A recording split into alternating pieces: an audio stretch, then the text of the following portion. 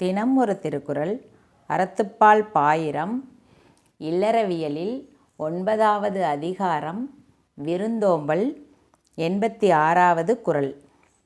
செல்விருந்து ஓம்பி வருவிருந்து பார்த்திருப்பான் நல்விருந்து வானத்தவர்க்கு.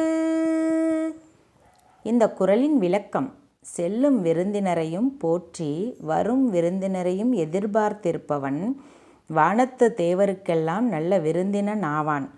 அதாவது இப்போ வீட்டில் இருக்கிற விருந்தினரை உபசரித்து அவங்கள மகிழ்வித்து சிறப்பித்து விருந்து கொடுத்து இனி வரப்போகிற விருந்தினரை எதிர்பார்த்து மகிழ்ச்சியோடு அகமகிழ்ச்சியோடு எதிர்பார்த்து காத்திருப்பவனுக்கு தேவலோகத்தில் இவனுக்கு விருந்து உபச்சாரம் நடக்குமா.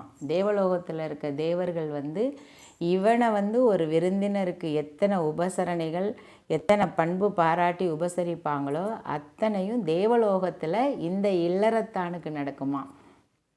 செல்விருந்து வந்துட்டு போன விருந்தினரையும் இனி வர இருக்கிற விருந்தினரையும் எதிர்பார்த்து காத்திருக்கும் ஒரு இல்லறத்தில் உள்ள தலைவனுக்கும் தலைவிக்கும்.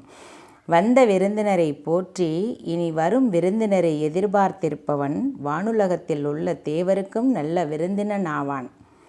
வந்த விருந்தினரை உபசரித்து அவர்களை வழியனுப்பி வைக்கும் போதே மேலும் வரக்கூடிய விருந்தினரை ஆவலுடன் எதிர்நோக்கி நிற்பவனை புகழ்வானில் இருப்போர் நல்ல விருந்தினன் என்று வரவேற்று போற்றுவோர். வானலோகத்தில் இருக்கவங்க இவன் நமக்கு ஒரு நல்ல விருந்தினன் அப்படின்னு இவனுக்கு ஒரு விருந்து உபச்சாரங்கள் அங்கே நடக்குமா. வந்த விருந்தினரையும் உபசரித்து இனி வரப்போகும் விருந்தினருக்காக காத்திருக்கும் ஒரு இல்லறத்தானுக்கு தேவலோகத்தில் அவன் விருந்தினனை போல அவனை போற்றி சிறப்பிப்பாங்களாம்.